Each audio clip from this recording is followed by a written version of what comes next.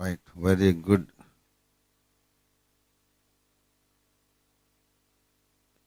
ద్వితీయోపదేశ కాండము 4వ అధ్యాయము 7వ వచనం.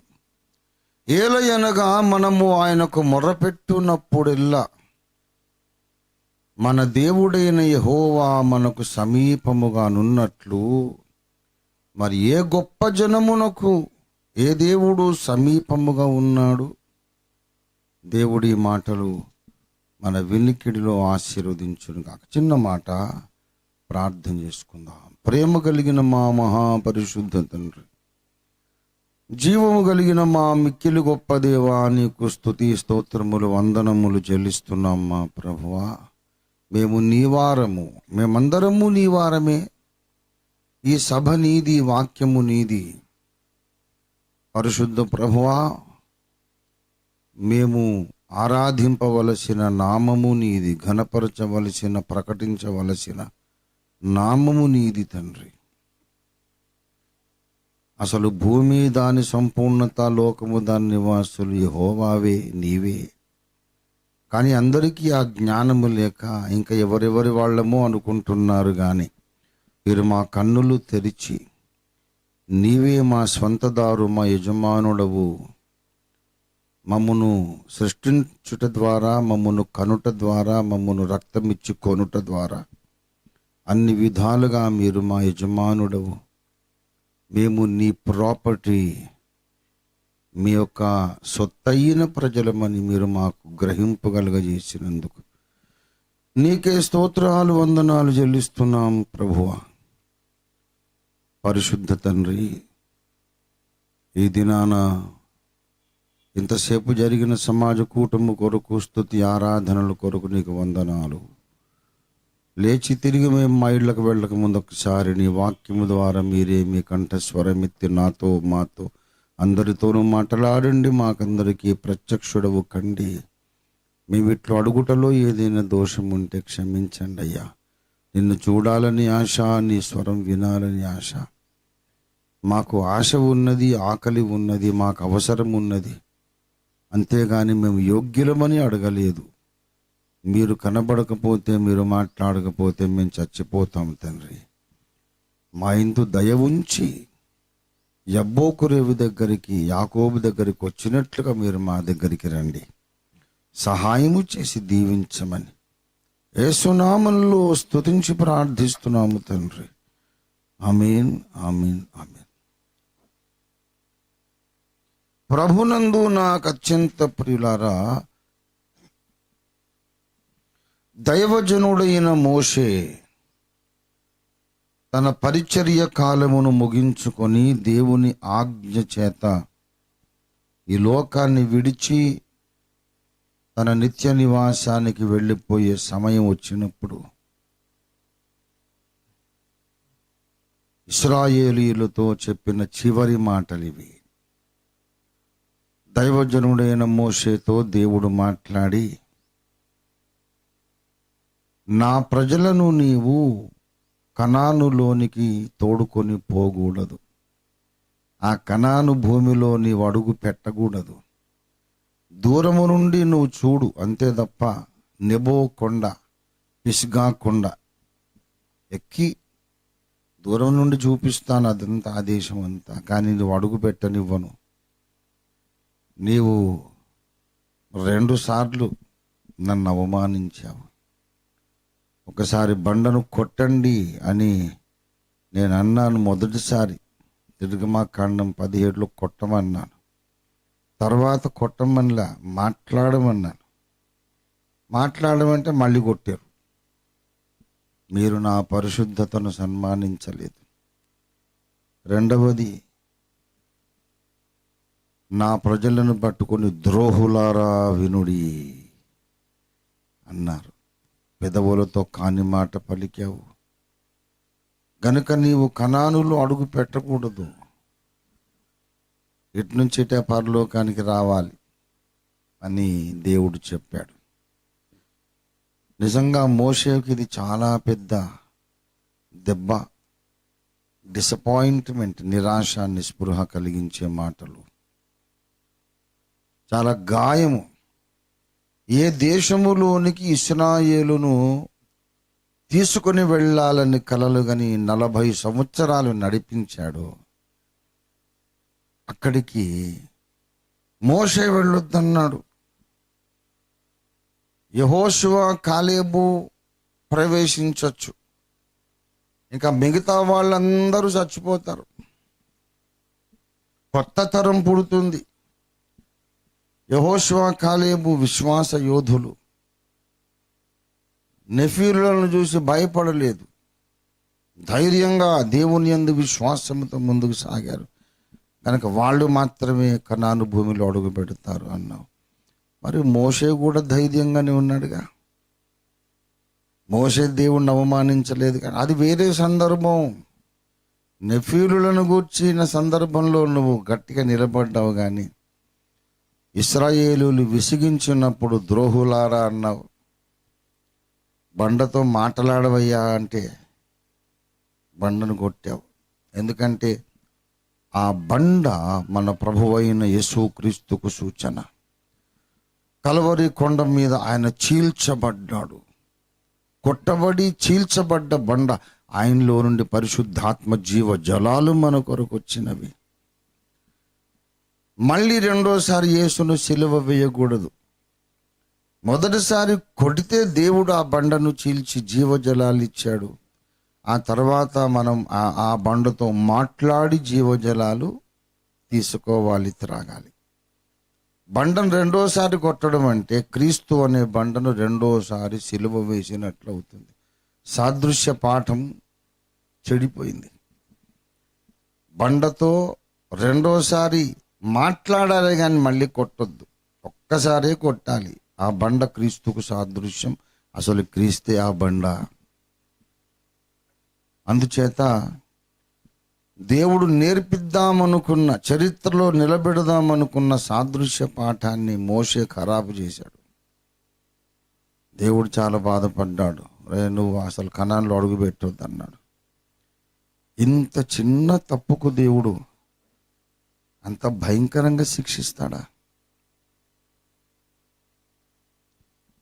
దేవుడు ఆ బండతో మాట్లాడమన్నాడు. అప్పటికి విసిగిపోయి ఉన్నాడు మోషే, విసిగిపోయి ఉన్నాడు. అందుకే మళ్ళీ కొట్టాడు. ఇది సిలువకు సాదృశ్యము, రెండవ సిలువ అవుతుంది అని ఆయనకి ఏం తెలుసు అని మనం అనుకోవచ్చు. కానీ 103వ కీర్తనలో చెబుతాడు, మోషేకు తన మార్గములను దేవుడు తెలియపరిచాడు. ఇశ్రాయేలు వంశస్థులకేమో తన క్రియలను మాత్రమే కనబరిచెను. మోషేకు ఇంకా కాస్త ఒక అడుగు ముందుకు వేసి క్రియలే కాదు, తన మార్గములను, తన పద్ధతులను, తన విధానములను, తన ఉద్దేశములను, తన పాలసీస్ని దేవుడు తెలియపరిచాడు.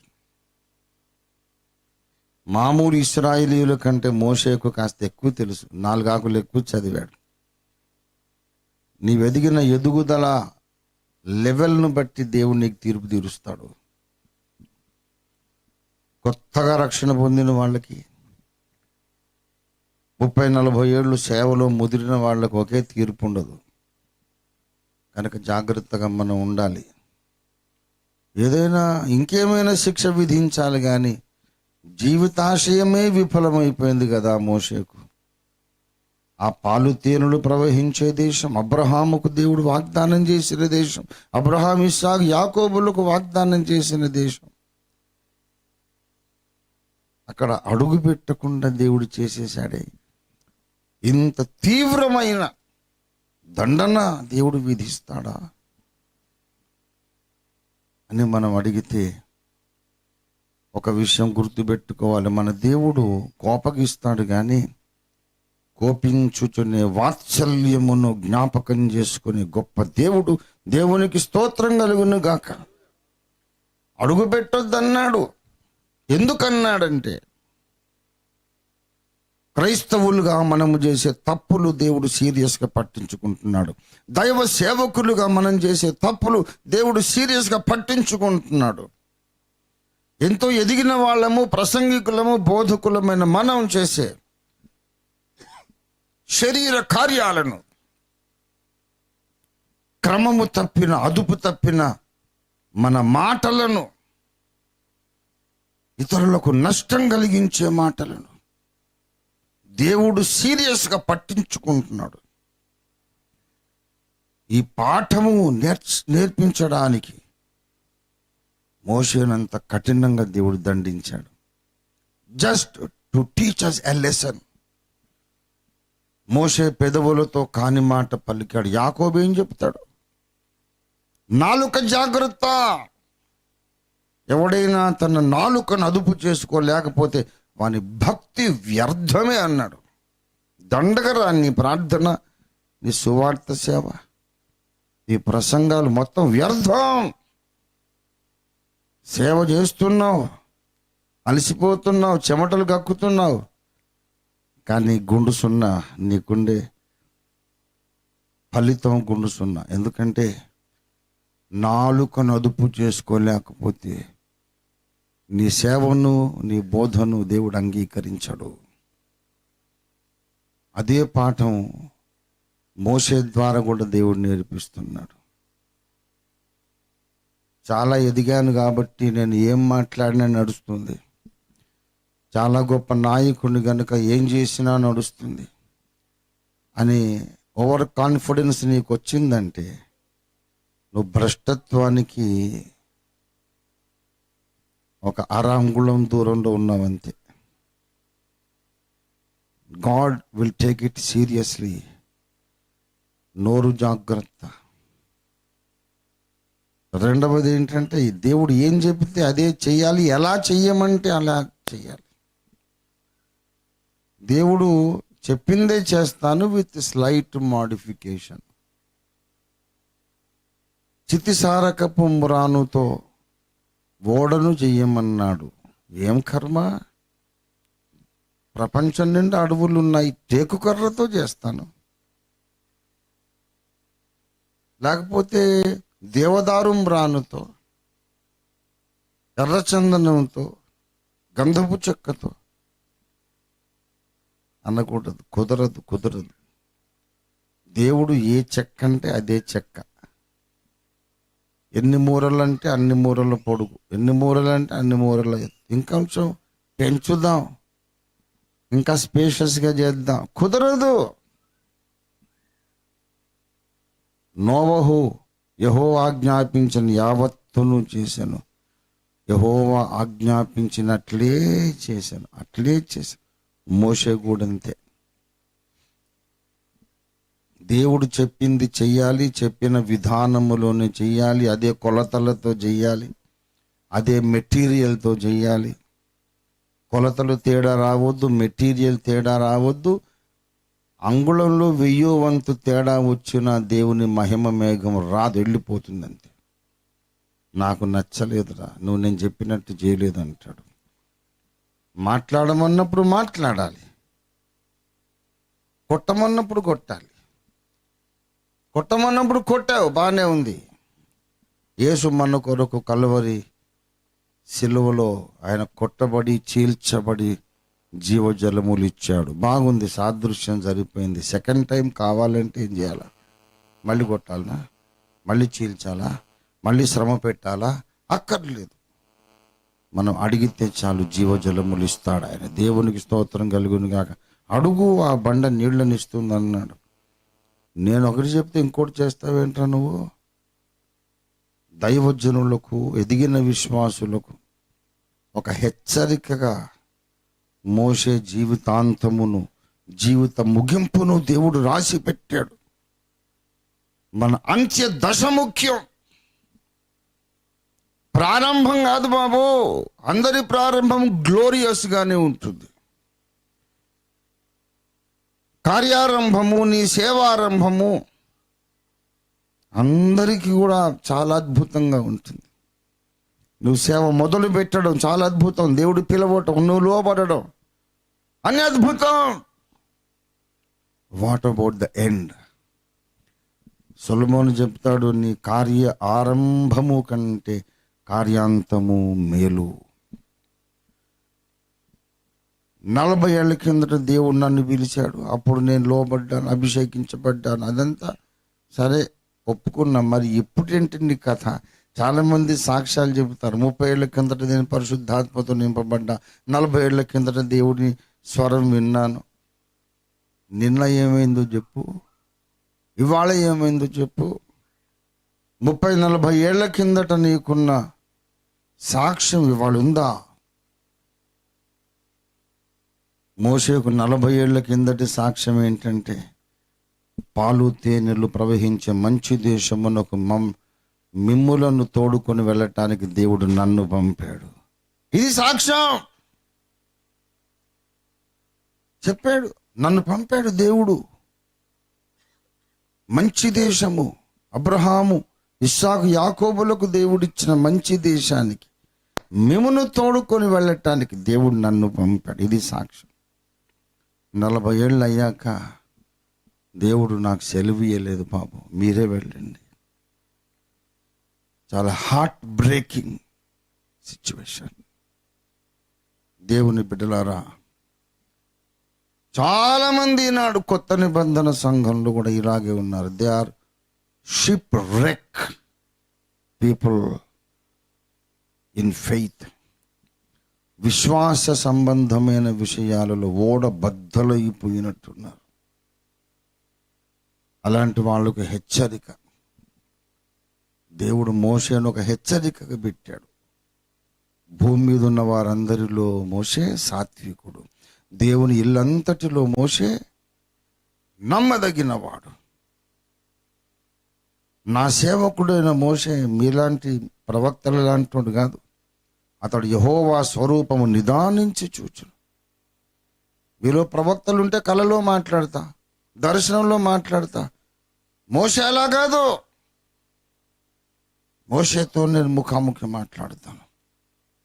నా సేవకుడైన మోషేకు విరోధంగా మాట్లాడడానికి మీరు ఎందుకు భయపడలేదన్నాడు దేవుడు. సంఖ్యాకాండం 12వ అధ్యాయంలో. ప్రియులారా, అంతగా మోషేను స్వంతం చేసుకొని, మోషేను ఏదైనా అంటే నన్ను అన్నట్టే అని గొడవకొచ్చాడు దేవుడు. యెహోవా కోపము రగులు కొనగా అక్కడి నుంచి వెళ్ళిపోయాడు. మోషేను పట్టుకొని ఇంత మాట అంటారా మీరు? కోపానికి వచ్చేసాడు. అంత ప్రేమ మోషే పట్ల, అంత అభిమానము, ప్రేమ కలిగిన, అంతటి ఆమోద ముద్ర వేసిన దేవుడు ఇప్పుడు అంటాడు, నువ్వు అన్ఫిట్ బాబు, నువ్వు వెళ్ళొద్దు దాంట్లో. ఎందుకంటే సాదృశ్య పాఠము నేర్పడానికి. మోషే మాట్లాడకుండా ఒక్కసారి కూడా బేరం ఆడలే. తండ్రి ఒక్కసారి ఆలోచించయ్యా, ఒక్కసారి నేను చూడాలా, అడుగు పెట్టొద్దా, ఇంత పెద్ద శిక్ష విధిస్తావా, నన్ను కనికరించు తండ్రి అని అసలు అడగనే లేదు. రెండో మాట లేకుండా ఒప్పుకున్నాడు. మోషే,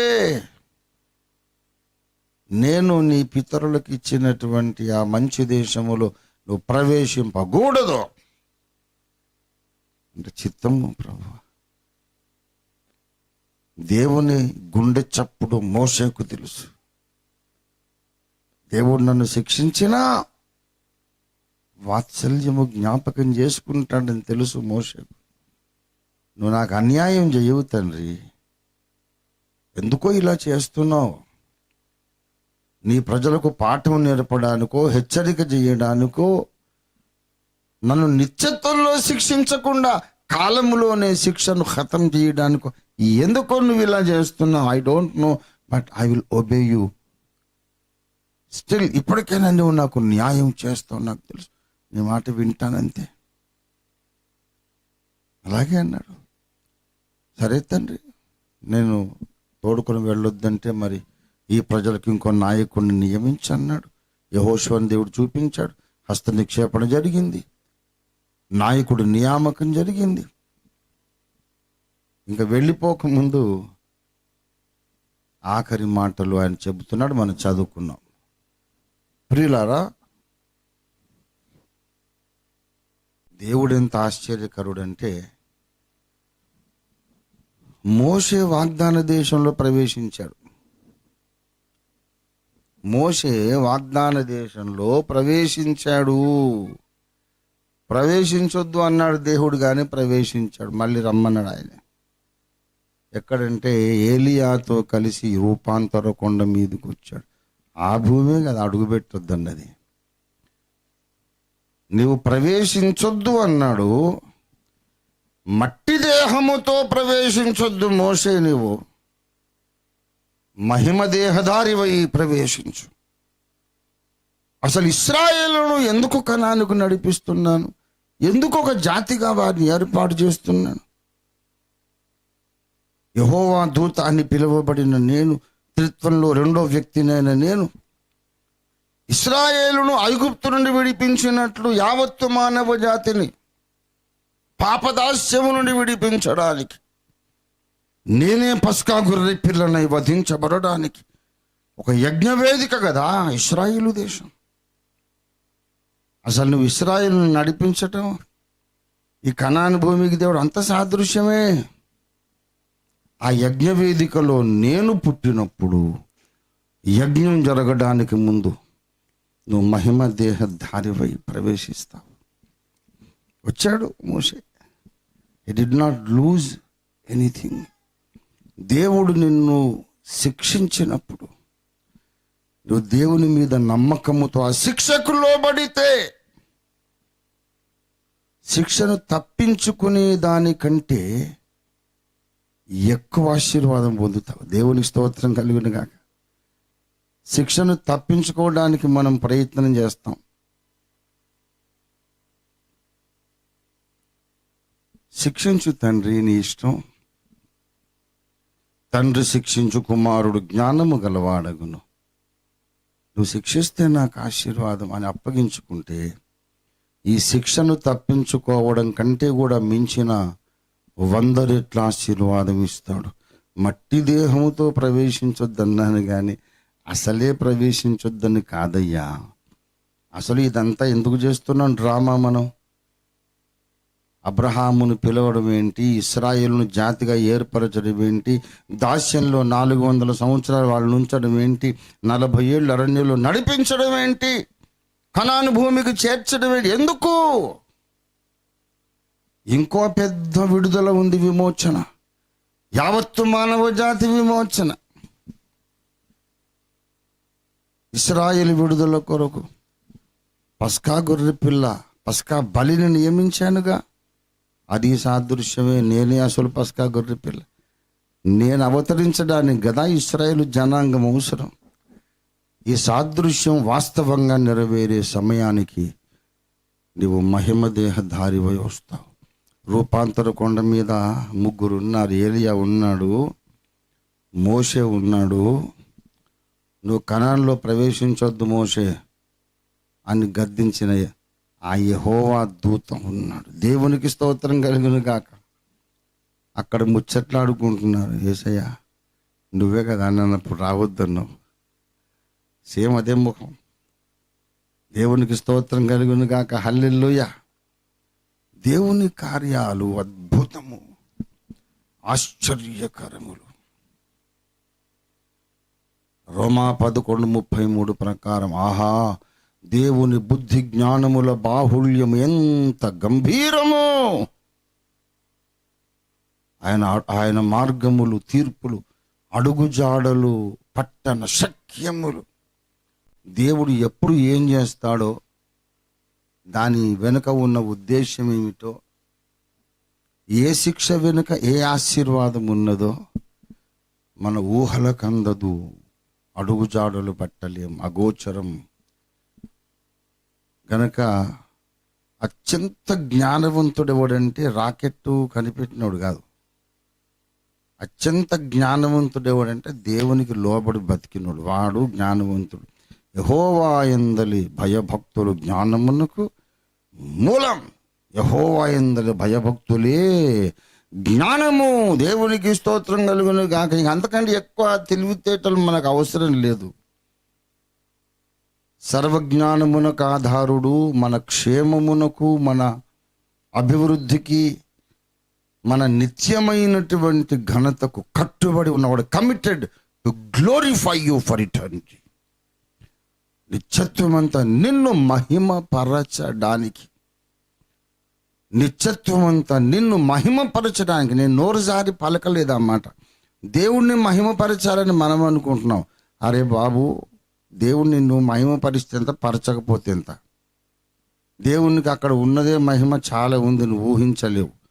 ఇక్కడ నుంచి నువ్వు హల్లెలూయా అని ఆయన భక్తి కొంచెం పెంచగలవా? బుడ్డి దీపం చిన్నగా వెలుగుతుంది, ఇట్లా వత్తి పెంచితే ఇట్లా కొంచెం పెరుగుతుంది. దేవుని ఆ మహిమ వత్తి పెంచగలవా నువ్వు? దేవుణ్ణి నువ్వు మహిమపరిచేది ఏంటిది? ఏదో మన పిచ్చి, మన ఆశ, ఆయన ఘనపరచాలని మన ఆశ తప్ప దేవునిది అక్కడ వోల్టేజ్ నువ్వు పెంచలేవు, తగ్గించలేవు. ఆయన అంతే ఉంటాడు. దేవుణ్ణి మనం మహిమపరుద్దామని కృతజ్ఞతతో, ప్రేమతో ఆలోచిస్తుంటే దేవుడు అంటాడు, నా సంఘమా నేను నిన్ను మహిమపరచబోతున్నాను అంటాడు. దేవునికి స్తోత్రం కలుగును గాక. సంఘమును మహిమ పరచబోతున్నాడు ఆయన. కనుక దేవునికి లోబడడం మనం చేయగలిగిన సర్వోత్తమమైన మార్గము, సర్వోత్తమ కార్యం. దేవుని బిడ్డలారా, ఇక సరే, ఈ దేవుని పాలసీలు మోషేకు తెలుసు. మోషే విధేయత మీద దేవునికి నమ్మకం ఉంది. శిక్షించుటలో కూడా మోషే ద్వారా మనకు పాఠమే నేర్పిస్తున్నాడు ఆయన. సరే తండ్రి, నువ్వు వద్దంటే మానేస్తాను ఆయన, నాదే ఉంది. పరదేశకి వెళ్ళిపోతాను, పరలోకానికి వెళ్ళిపోతాను. మోషే చచ్చిపోయాడు. మోయాబు దేశంలో అతన్ని దేవదూతలు వచ్చి సమాధి చేశారు. కొన్నాళ్ళు అయిన తర్వాత పునరుద్ధానము చెందాడు. మహిమ శరీరంతో పరదేశకు పోలేదు ఆయన. పరలోకంలో దేవుని సముఖములో నిలబడడానికి వెళ్ళిపోయాడు. ఆ తర్వాత కొన్నాళ్ళకి అక్కడికి ఏలియా చేరాడు. ధర్మశాస్త్రమునకు ప్రతినిధిగా మోషే, ప్రవక్తలందరికీ ప్రతినిధిగా ఏలియా రూపాంతర కొండ మీదకి వచ్చి శిలువ మీద ఏ ఏ వచనాలు నెరవేర్చాల్సి ఉన్నదో చర్చించారు. యెరూషలేములో ఆయన నెరవేర్చబోయే నిర్గమమును గూర్చి మాట్లాడేది, అంటే యజ్ఞమును గూర్చి మాట్లాడేది. మోషే ఎందుకు అంటే, ధర్మశాస్త్రంలో ఇవన్నీ రాశాం కదా, మరి ఇవన్నీ నెరవేరాలి. ప్రవక్తల ద్వారా కూడా రాసిన మాటలు ఉన్నాయి, అవి నెరవేరాలి. ఎంత పెద్ద సంకల్పం దేవుడు చేశాడు. అంతేకాదు, చచ్చిపోకుండానే, చావు రుచి చూడకుండానే ఈ మట్టి దేహాలు అమాంతం మహిమ దేహాలుగా మార్చబడ్డ భక్తులు పరలోకంలో కోట్ల మంది ఉండబోతున్నారు. వాళ్ళందరికీ ముంగురుతూ ఏలియా చచ్చిపోలేదు. చచ్చిపోయి మహిమ శరీరాలుగా లేపబడ్డ భక్తులు కూడా కోట్ల మంది ఉంటారు. వాళ్ళకు శాంపుల్ మోషే. పునరుద్ధాన భక్తులకు ప్రతినిధి మోషే. చావు రుచి చూడకుండా మార్చబడ్డ భక్తులకు ప్రతినిధి ఏలియా. ప్రవక్తలకు ఈయన ప్రతినిధి, ధర్మశాస్త్రానికి ఆయన ప్రతినిధి. ఎంత పెద్ద సంకల్పం చేశాడు దేవుడు. మనం ఊహించగలిగిన దానికంటే ఎక్కువ ఆలోచనలు దేవునికి మన పట్ల ఉన్నాయి. దేవునికి స్తోత్రం కలుగునుగాక. నోరు మూసుకొని లోబడు. నీవు కలలో కూడా ఊహించనంత గొప్ప ఆశీర్వాదము, మహిమ దేవుడు నీకు ఇస్తాడు. దేవునికి స్తోత్రం కలుగునుగాక. హల్లెలూయా, హల్లెలూయా. ఇక ఆయన మోషే భక్తుడు, నేను చచ్చిపోతాను, యోర్దానును దాటడానికి అవకాశం లేదు, యువతలే చచ్చిపోతా. కనుక నేను చనిపోకముందు మళ్ళీ మొత్తం హిస్టరీ అంతా ఒకసారి వాళ్ళకు చెప్పి హెచ్చరిక చేసి అప్పుడు వెళ్ళిపోతానని అనుకున్నాడు. ఆయన చనిపోకముందు చెప్పిన చివరి మాటలు ఈ ద్వితీయోపదేశ కాండము. అంటే ఇందులో ఉన్న ఉపదేశములన్నీ కూడా ఇంతకుముందే చెప్పబడినవి రెండోసారి చెబుతున్నాడు. అందులో కూడా పాఠమే ఉంది. ఎందుకంటే మన మట్టి బుర్రలకు ఒక ఉపదేశం సరిపోదని అర్థం. ఏదైనా ఉపదేశం ఒకసారి చెప్తే ఎక్కదు బుర్రకు. చెప్పింది మళ్ళీ చెప్పాలి. అనేక సార్లు చెప్తే తప్ప ఒక పాఠం బుర్రకెక్కదు. ఒకసారి చెప్తే మంచిగా చెవులప్పగించి కళ్ళప్పగించి వింటాము. కూటమి నుంచి వెళ్ళిపోయేటప్పుడు ఇంతసేపు ఏం విన్నావు చెప్పంటే మొత్తం బ్లాంక్ ఫేసు. అరే చెప్పవయా, 2 గంటలు కూర్చున్నావు. ఆయన క్లుప్త ప్రసంగం అని చెప్పి 2 గంటలు బాధాడు కదా. ఏం విన్నాడు? దేవుని వాక్యం విన్నానండి. దేవుని వాక్యం సరేనా బాబు, పాయింట్ ఏంటి? పాయింట్లకు ఇంట్లో అవన్నీ వాటి కొరకు మేము రాము కదా కూటాలకు. ఏమైనా చెప్పుకొని ఆఖరణ తలకాయ అప్పగించి ప్రార్థన చేయించుకోవడానికి పోతాం. చెప్పేదంతా వినడానికి ఎవడని కూటానికి వస్తాడా? అంత గలత్ డాక్టర్లు ఉన్నావు నువ్వు. That is very very wrong doctrine. కూటాలకు నేర్చుకోవడానికి వెళ్ళకూడదు బాబు. చెప్పిందంతా గాలి కొదిలేయాలి, ఆఖరి బుర్రకాయ అప్పగించాలి. ప్రార్థన చేయి. ఎందుకు ప్రార్థన చేయి? ఉట్టుకునే అరే ఎందుకు చేయాలయా? చేయరాదే ఒట్టుకనే, నీ సొమ్మేమీ చేయరా. అట్లా తయారైంది సమాజం. అందుకే దేవుడు ఒకసారి చెప్తే వీళ్ళ బుర్రకెక్కట్లేదని బైబిల్లో ద్వితీయోపదేశ కాండం బుక్ పెట్టాడు. ఇది బోధకులకు పాఠం, విశ్వాసులకు పాఠం. విశ్వాసులకు పాఠం ఏంటంటే, విశ్వాసులారా ఒకసారి నేను చెబితే మీరు బుర్రకు ఎక్కించుకోలేనటువంటి పాఠాలను నేను మళ్ళీ చెప్తా, జాగ్రత్త. మీకు బుర్రకు ఎక్కిందాకా చెప్తే వాడు అర్థం చేసుకోలేదు పోనీలి అనుకోడు. నీకు అర్థమైందాక వెంటబడి చెప్తాడు ఆయన. దేవునికి స్తోత్రం కలుగునుగా. బోధకులకు కూడా పాఠం. ఏదో చెప్పాను కదా నా పని అయిపోయింది అనుకోవద్దు. వాళ్ళకి అర్థమైందో లేదో చూసి మళ్ళీ అర్థమైందాక చెప్పాలి. ఇది బోధకులకు దేవుడు పాఠం నేర్పిస్తున్నాడు. ద్వితీయోపదేశ కాండం అనే టైటిల్లో ఉన్నటువంటి పాఠం. అసలు బైబిల్ ఎంత అద్భుతమైన గ్రంథం అండి. నేను బైబిల్ గురించి మాట్లాడడానికి నేను సరిపోనులేండి. బైబిల్లో ఉన్నటువంటి పుస్తకాల టైటిల్సే పాఠాలు. ఆది కాండము అనేది ఒక పాఠము, నిర్గమకాండం అనేది ఒక పాఠం. అది పెద్ద సబ్జెక్టు. దాని మీద బైబిల్లోని టైటిల్స్ మీద బుక్ రాస్తే ఇంతలో బుక్ తయారవుతుంది. పోరాడండి లాగా 66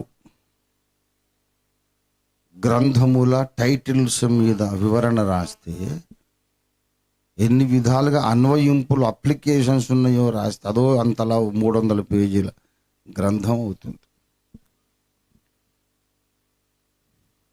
ఆది కాండము ఆరంభముల గ్రంథము, చిట్ట చివరిది ప్రత్యక్షతల గ్రంథము. బైబిల్కి అంతుందా? బైబిల్ని ఎప్పటికైనా మనం పూర్తిగా గ్రహించగలమా? ఆకాశానికి అంతు లేదు, బైబిల్కు కూడా అంతు లేదు. దేవునికి స్తోత్రం కలుగును గాక. ద్వితీయోపదేశ కాండము, దేవునికి స్తోత్రం. ఏం చెబుతున్నాడు ఇందులో? మొదలు పెడుతూ కొన్ని ప్రశ్నలు అడుగుతున్నాడు ఆయన. ఇక ఆ ప్రశ్నలను మీ ముందుంచి నేను ముగించేసుకుంటా. మీరు ఇంటికి వెళ్ళి ధ్యానం చేసుకోండి.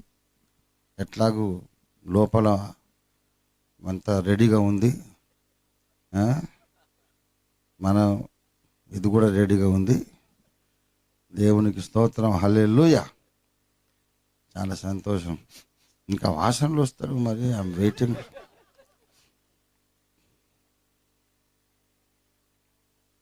దేవునికి మహిమ కలుగును గాక.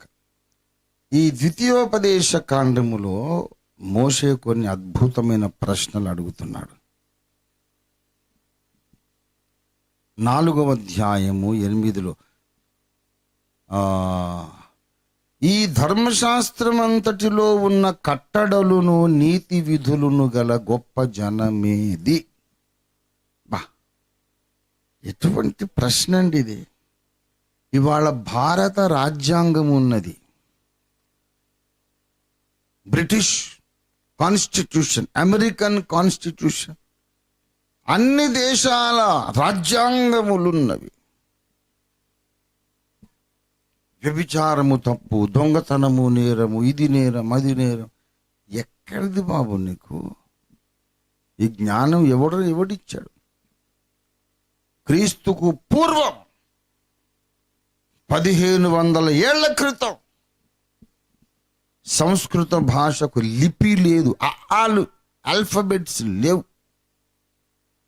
సాంస్క్రిట్కి ఆల్ఫాబెట్స్ ఏబిసిడీలు లేవు, ఇప్పటికి కూడా లేవు, ఇప్పుడు కూడా లేవు. ఆ రోజున సాంస్క్రిట్లో రాసిన ఒక్క చిన్న పేజీ లేదు, ఒక బుక్ లేదు లేదు లేదు లేదు లేదు, ముక్కోట్ల మాటలకు కూడా లేదంతే. ఇప్పటికీ లేదు లిపి. కానీ క్రీస్తుకు పూర్వం 1500 ఏళ్ల నాడు ఏదన్నా రాయాలంటే సింబాలిక్గా క్యూనిఫామ్ లిపిలో రాస్తున్నారు. ఆ లిపిలో రాస్తూ, ఇంకా లిపి డెవలపే కాకముందు హెబ్రీ భాషకు లిపి ఉంది, ఉన్నాయి.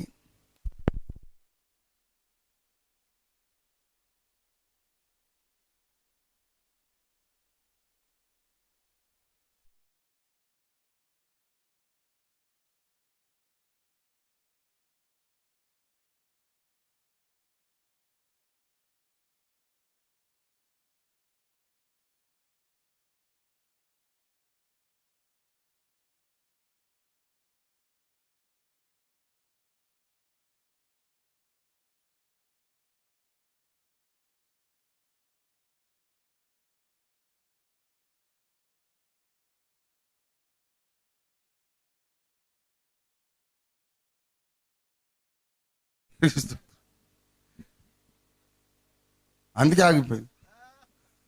పారుతూ కరెక్ట్గా గ్రహించాడు. దేవుని గుండె చప్పుడు మోషకి తెలిసినట్టు. దేవునికి స్తోత్రం. ప్రభునందు ప్రియులారా, క్రీస్తుకు పూర్వం 1500 ఏళ్ల నాడు హెబ్రీ భాషకు ఉన్నాయి, వ్యాకరణం ఉంది. ఆనాడు హెబ్రీ భాషలో దేవుడు తన సొంత వ్రేలితో 10 ఆజ్ఞలను రాశాడు. నేను తప్ప వేరొక దేవుడు నీకుండకూడదు. దేవునికి సంబంధించి 4 ఆజ్ఞలు, మానవులకు సంబంధించి సమాజమునకు సామాజిక అన్యోన్యమైన శాంతియుత సహజీవనం కొరకు 6 ఆజ్ఞలు, మొత్తం 10 ఆజ్ఞలు. మొత్తం అన్ని దేశముల ధర్మోపదేశానికి మూలం, అన్ని దేశముల రాజ్యాంగ చట్టములకు మూలం ఈ 10 ఆజ్ఞలు. నేను తప్ప వేరొక దేవుడు నీకుండకూడదు. దేని రూపమునైనా విగ్రహమునైనా నువ్వు చేసుకోకూడదు, సాగిలపడకూడదు. నీ దేవుడని యెహోవా నామమును వ్యర్థంగా ఉచ్చరించొద్దు. 4వ ఆజ్ఞ, విశ్రాంతి దినమును జాగ్రత్తగా పాటించాలి. ఈ 4 దేవునితో మనకుండే రిలేషన్షిప్ను గురించిన ఆజ్ఞలు. మరి మానవునికి ఉన్న రిలేషన్షిప్ కొరకైన ఆజ్ఞలు, మానవ సమాజం అంతా శాంతియుతంగా సహజీవనం చేయటానికి, ఒకరికొకడు గాయం చేయకుండా, ఒకరికొకడు నష్టం చేయకుండా, ఒకరికొకడు సహాయకరంగా ఎలా జీవనం చేయాలి? అబద్ధమాడకూడదు, దొంగిలించకూడదు, నీ పొరుగువానిది ఏదైనా ఆశించకూడదు, వ్యభిచరించకూడదు, అబద్ధ సాక్ష్యం పలకకూడదు. దేవుని బిడ్డలారా, 6 సమాజం కొరకైన ఆజ్ఞలు. ఈ ప్రపంచంలో ఉండే రాజ్యాంగములలో ఉండే ఆజ్ఞలన్నీ మడత పెడితే 10 ఆజ్ఞలలోని రెండవ భాగమైన ఈ 6 ఆజ్ఞల లోపలికి వచ్చేస్తాయి. దేవునికి స్తోత్రం కలుగును గాక. హల్లెలూయా, హల్లెలూయా. ఏమండి, దేవుడు మీతో మాట్లాడి ఈ అద్భుతమైన కట్టడలు మీకు ఇచ్చాడు కదా. అటువంటి కట్టడలు కలిగిన జనము ఏది ఎక్కడ? ఈ ధర్మశాస్త్రం అంతటిలో ఉన్న కట్టడలను, నీతి విధులను గల గొప్ప జనము ఏది? ఇండియా అని చెప్తావా? అది చరిత్ర తెలియనోడు, చరిత్ర వక్రీకరించినోడు చెప్పే మాట. ఇండియా కాదు. అప్పటికప్పుడే ఆర్యులు వచ్చి వలస ఉండి ఇక్కడ వాళ్ళు యుద్ధాలు చేస్తున్నారు. కృతయుగము, త్రేతాయుగం అంతా చరిత్ర కాదు, పురాణం. అది it's myth, not history. BC 1500 years నాడు ఆర్యులు ఉత్తర భారతదేశానికి వచ్చి ద్రావిడులను కిందికి వెళ్ళగొట్టి దక్షిణానికి వెళ్ళగొట్టి రాజ్య విస్తరణ చేసుకుంటూ ఉన్నారు, గొడవలాడుతున్నారు. రాజ్యాంగం లేదు, అరాచకం. జిస్కి లాఠీ బుస్కి భైస్. రాజ్యం వీరభోజ్యం అని చెప్పుకున్నారు. ఇక పొరుగువాని మతము నాశించుడి, పొరుగువాని భార్య నాశించుడి, పొరుగువాని ఇల్లు ఆశించుడి, పొరుగువాని రాజ్యము నాశించుడి, పొరుగువాని సంపద నాశించుడి అని దోచుకుంటూ తిరిగారు. ఆ సమయంలో దేవుడు చెప్పాడు, పొరుగువానిది ఏదైనా నీవు ఆశించొద్దు. దేవునికి స్తోత్రం కలుగును గాక. ఈ కట్టడలు, ఈ నీతి విధులు కలిగిన గొప్ప జనమేది? అసలు మానవ జాతికి, ఏమండి, మానవ జాతికి నీతి విధులను నేర్పించినటువంటి గొప్ప జనము ఇశ్రాయేల్ జనం. దేవునికి స్తోత్రం కలుగును గాక. హల్లెలూయా. రెండవ ప్రశ్న, దేవునికి స్తోత్రం. రెండవ ప్రశ్న ఏంటంటే,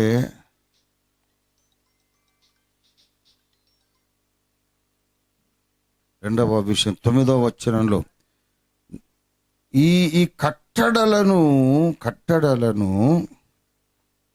నీవు మరొక ఉండునట్లు, అవి నీ జీవిత కాలమంతయు నీ హృదయములో నుండి తొలగిపోకుండానట్లు నీ మనస్సును బహుజాగ్రత్తగా, దేవుడు చెప్తున్నాడు, నీ భక్తి జీవితానికి, పరిశుద్ధ జీవితానికి, సామాజిక సహజీవనానికి ముందు నీ మనస్సును కంట్రోల్లో పెట్టుకోవాలి. మనస్సును కంట్రోల్లో పెట్టుకుంటే ఇంకా మీరు ఏ తప్పు చేయరు. ఆ రహస్యం చెబుతున్నాడు. దేవునికి స్తోత్రం. అనేకమైన కీలక విషయాలు, మీ స్పెషాలిటీ ఇది అని చెబుతున్నాడు. 4వ అధ్యాయము దయచేసి 32వ వచనం చూడండి. దేవుడు భూమి మీద నరుని సృజించిన దినము మొదలుకొని నీకంటే ముందుగా ఉండిన మునుపటి దినములలో ఆకాశము యొక్క ఈ దిక్కు నుండి ఆకాశము యొక్క ఆ దిక్కు వరకు ఇట్టి గొప్ప కార్యము జరిగిన. ఏమిటి గొప్ప కార్యం? ఏమండి, ఏంటా గొప్ప కార్యం అని అంటే, దేవుడు ఒక జనము నుండి ఇంకొక జనము తీసుకోవడానికి ఏ దేవుడైనా ప్రయత్నం చేసిన 5వ దయచేసి 34లో చూడండి. మీ కన్నుల ఎదుట చేసిన వాటన్నిటి చొప్పున ఏ దేవుడైనను శోధనలతోను, సూచక్రియలతోను, మహత్కార్యములతోను, యుద్ధముతోను, బాహుబలముతోను, చాచిన చేతితోను, మహాభయంకర కార్యములతోను ఎప్పుడైనా వచ్చి ఏ దేవుడైనా ఒక జనములో నుండి తన కొరకు ఒక జనమును తీసుకున్న యత్నము ప్రపంచ హిస్టరీలో లేదు. ఇది దేవుడే దిగి వచ్చి అద్భుతాలు చేసి మొండికేసిన రాజును శిక్షించి, ఈ ప్రజలు నా వాళ్ళు, నాకు కావాలని వారిని ప్రత్యేకించి తీసుకున్నటువంటి కార్యం ప్రపంచ చరిత్రలో ఈనాటి వరకు, ఆనాటికి ఈనాటికి జరగనే లేదు. 33వ వచనం, నీవు దేవుని స్వరమును అగ్ని మధ్య నుండి మాటలాడుట వినినట్లు మరి ఏ జనమైనను విని బ్రతికేనా అని మాట్లాడుతున్నాడు.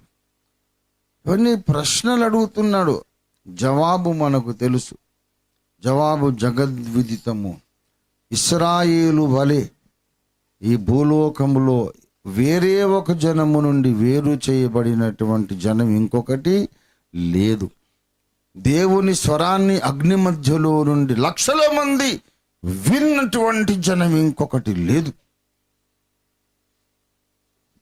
దేవుని అద్భుత కార్యములను లక్షల మంది కళ్ళారా ఎర్ర సముద్రము చీల్చబడగా చూసినట్లు అద్భుత కార్యాలు చూసి బ్రతికిన జనం ఇంకొకటి లేదు. ఎక్కడుంది? దేవుని స్వరాన్ని నువ్వు విన్నావు, నీలాగా విని బ్రతికినటువంటి ఇంకొక జనం ఎక్కడైనా ఉన్నదా అని అడుగుతున్నాడు. కనుక ప్రియులారా,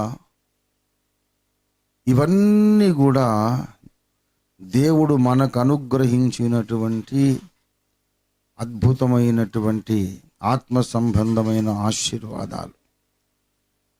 ఇవన్నీ దేవుడు మనల్ని గూర్చి మాట్లాడుతున్న మాటలు. ఇవన్నీ చెప్పంటాడు ద్వితీయోపదేశ కాండం 33వ అధ్యాయం 29వ వచనం, ఆఖరి వచనం చూడండి.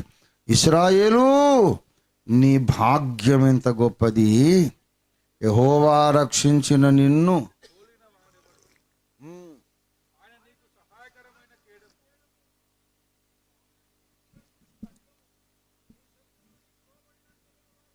లోకమందు ఎవరికైనా జరుగనట్టి గొప్ప వింతలెన్నో మా కొరకు చేసినావు.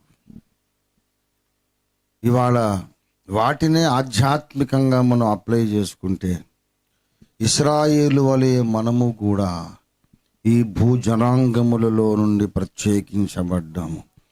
ఇశ్రాయేలు వలె మనము కూడా దేవుని న్యాయ విధులను ఎరిగిన వాళ్ళము. నేను తప్ప వేరొక దేవుడు నీకుండకూడదు అన్న సత్యదేవుని, మన అసలైన కన్న తండ్రిని మనము ఇశ్రాయేలు వలె ఎరిగిన వాళ్ళము. దేవునికి స్తోత్రం కలుగును గాక. హల్లెలూయా. ఓ ఇశ్రాయేలు, నీ భాగ్యం ఎంత గొప్పది. ఏమిటి నీ భాగ్యం అంటే అక్కడ చెప్తాడు, వినండి. యెహోవా రక్షించిన, దేవుడు నిన్ను రక్షించాడు. దేని నుంచి? నరకము నుండి, పాపము నుండి, పాప ఫలితాల నుండి, సాతాను అధికారము నుండి, ప్రతి విధమైనటువంటి నిత్య అవమానము నుండి, నిత్యమైన నింద నుండి నిన్ను దేవుడు రక్షించాడు. నిన్ను పోలిన వాడేవాడు. ముందేమో దేవుని పోలిన వాడేవాడు, ఇప్పుడేమో ఆయన రక్షించుకున్న నిన్ను పోలిన వాడేవాడు అన్నాడు. దేవుని స్తోత్రం కలుగునుగా. హల్లెలూయా, హల్లెలూయా. దేవుని బిడ్డలారా, తనకు మొరపెట్టిన ప్రతిసారి ఆయన మనకు సమీపంగా ఉన్నాడు కదా. ఇంకా ఏ జనమునకు సమీపంగా ఉన్నాడు అని అడిగాడు. నిజంగా మన ప్రార్థనలు ఆలకించే గొప్ప దేవుడు. అందుకే ఇవాళ మనం ఇక్కడ ఈ కూటాన్ని మనం నిర్వహించుకుంటూ ఉన్నాం. ఏ జనమునకు దేవుడు సమీపంగా ఉన్నాడు? ద్వితీయోపదేశకాండం 4:7 మన దేవుడైన యెహోవా మనము ఆయనకు మొరపెట్టునప్పుడెల్లా మనకు సమీపముగా ఉన్నట్లు ఏ గొప్ప జనమునకు ఏ దేవుడు? మన బాబు ప్రేమ్, పూర్తి పేరేంటి? ప్రేమ్ కుమార్ అండ్ అనురాధమ్మ. వారి కుమారుడు బ్రెయిన్లో ట్యూమర్. నాకు ఫోన్ చేశాడు, ప్రార్థన చేయండి అయ్యగారు అని. ప్రార్థన చేసాం ఫోన్లో, ముట్టుకొని నూనె గుర్తేసి కూడా కాదు. ఆయన బెంగళూరులో ఉన్నాడు, నేను ఇక్కడ ఉన్నాను. బెంగళూరుకు వెళ్ళండి బాబు, అక్కడ మంచి మందు ఉంటుంది అన్నాను. ఫోన్లో ప్రార్థన చేయాలన్నాడు. ఆపరేషన్ అన్నారు. అద్భుతం జరిగింది. దేవునికి స్తోత్రం. ఆ బాబు ఇక్కడ ఉన్నాడా? ప్రేమ్ బాబు బయటికి పోయిండా వాడు చిన్నోడు? అమ్మ నువ్వు తీసుకురా అనరాదమ్మా. మీరు ఇంత పెద్ద కూటమి పెట్టి మీ బాబును సమాజానికి చూపించకపోతే అన్యాయం కదూ. దేవునికి స్తోత్రం. ఆ చిన్న బాబు బ్రెయిన్ ట్యూమరు దేవుడు తీసేసాడు అంతే. ప్రార్థన చేసాం. అసలు డాక్టర్లు ఏమంటున్నారు, ఆపరేషన్ చేయాలి, చేస్తే కూడా ఎఫెక్ట్ ఎట్లా ఉంటుందో 50% ఛాన్సెస్. బ్రెయిన్ అంటే చాలా డేంజరు. బాగవుతుందో కాదో ఏమవుతుందో తెలియదు. ఏడుస్తూ ప్రార్థన చేయమన్నారు. ఫోన్లో ఏడ్చి ఫోన్ చేశారు. దేవునికి స్తోత్రం. రా బేట, ఇప్పుడు ఎంత చక్కగా ఉన్నాడు చూడు వీడు, సూట్ వేసుకొని. అరే వా అమ్మ, నువ్వురా మరి చిన్నోడు, వాడికేం తెలుసు, నువ్వురా. ఎంతకాలం అయిందమ్మా వీడికి బ్రెయిన్ ట్యూమర్ బాగుపడి? దాన్ని నువ్వు ఎక్కువ పైకెక్కురా, అక్కడ అందరికి కనబడు. ఎంతకాలం అయింది? నేను ఎప్పుడు స్వస్థత కూటాలు పెట్టలేదు. నాకు స్వస్థపరిచే వరం ఉన్నదని నేను ఎవరికి చెప్పలేదు. నేను చెప్పేది ఏంటంటే స్వస్థపరిచే వరం నాకు లేదు. మొన్న ఎవరు అడిగారు, అయ్యా మీకు హీలింగ్ గిఫ్ట్ ఉందా అని అడిగితే లేదని చెప్పిన. అవునా, ఎందుకు అని అంటే, ఎందుకంటే యేసయ్యకు ఉన్నది, అది చాలని చెప్పిన. దేవునికి యేసయ్య కూడా హీలింగ్ గిఫ్ట్. యేసయ్య నా లోపల ఉన్నాడో చాలదా అని చెప్పాను. దేవునికి స్తోత్రం. ఎంత చక్కగా వచ్చాడు వాడు. వీడికి బ్రెయిన్ ట్యూమర్ అన్నారు, మనిషి దక్కుతాడా లేడా అన్నారు, చాలా ఖర్చు పెట్టుకున్నారు.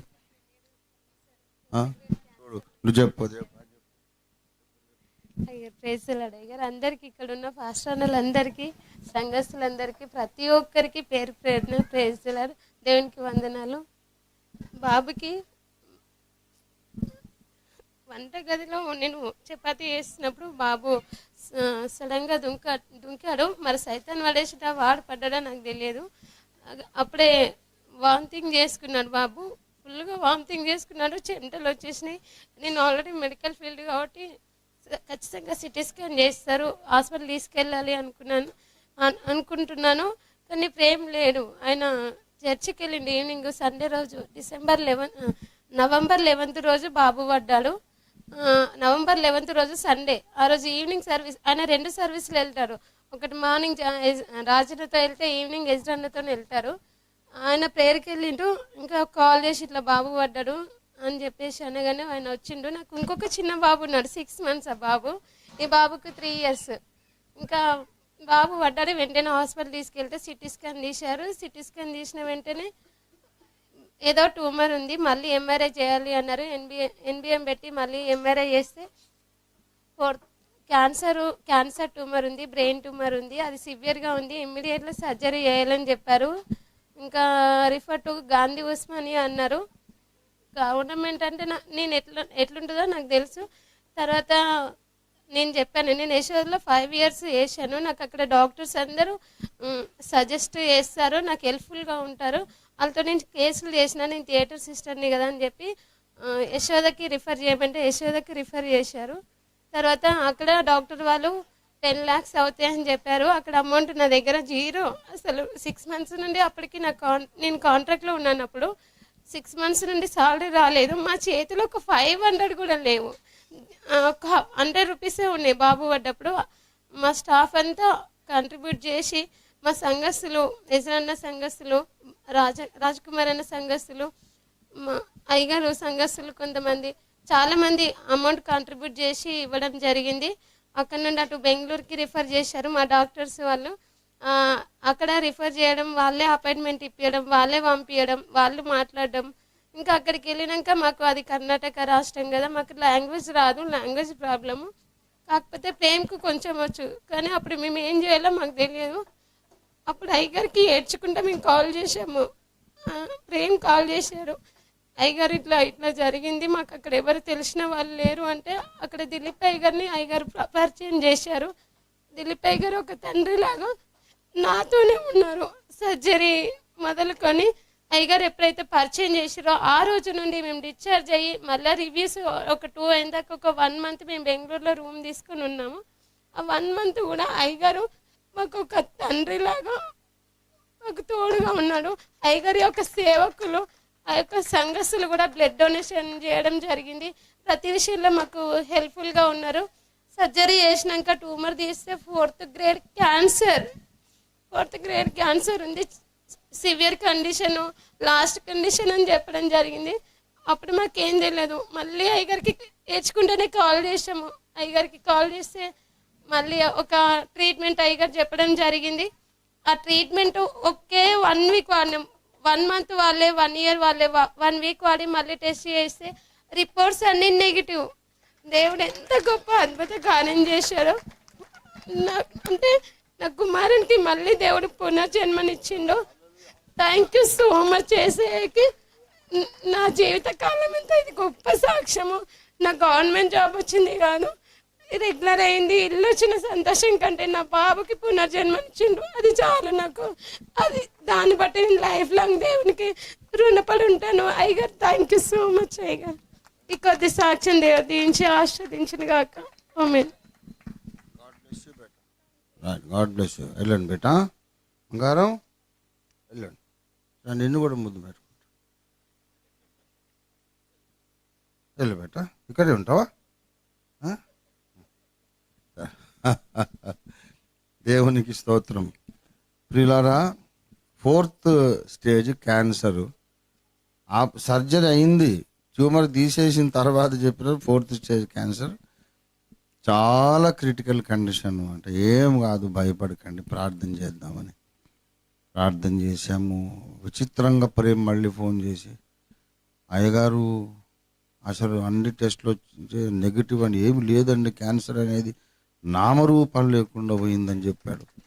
అది చెప్పి ఇప్పుడు 2 సంవత్సరాలు అయిందా?